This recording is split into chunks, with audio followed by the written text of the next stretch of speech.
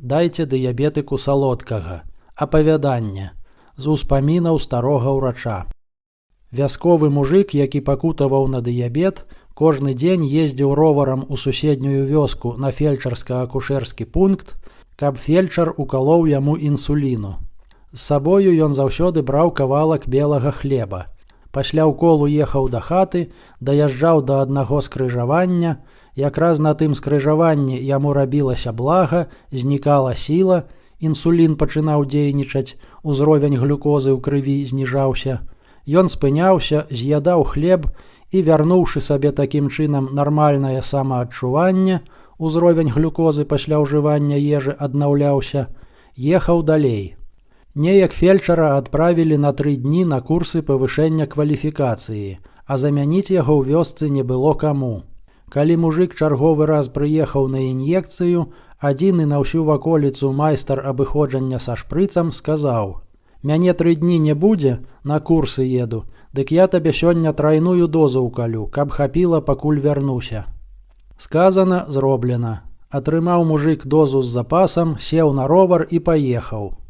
Не даехаў да скрыжавання, каля якога звычайна спыняўся, і ўпаў непрытомны.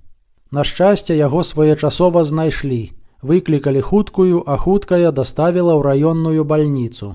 Акрамя хлеба пры ім аказаліся яшчэ нейкія медыцынскія паперы, паводле якіх урачы зразумелі, што маюць справу з дыябетыкам. І адразу ж разважылі: калі дыябетык ляжыць непрытомны, значыць, яму трэба, вядома ж, увесці інсулін. Увялі, але чаканага эфекту не атрымалі і, не губляючы часу, патэлефанавалі ў абласную бальніцу, спыталі, што рабіць. Там адказалі: калі інсулін не дапамог, значыць, малая доза, увядзіце яшчэ. Увялі яшчэ, усё роўна не дапамагло. З вобласці загадалі ўвесці яшчэ. Стан пагоршыўся, сталі знікаць дыханне і сэрцабіццё.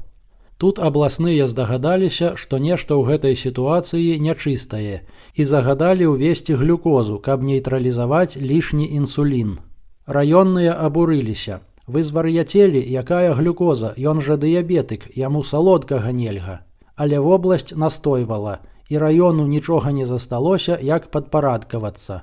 Увялі глюкозу, цела стала вяртацца да жыцця. Дыябетык быў выратаваны.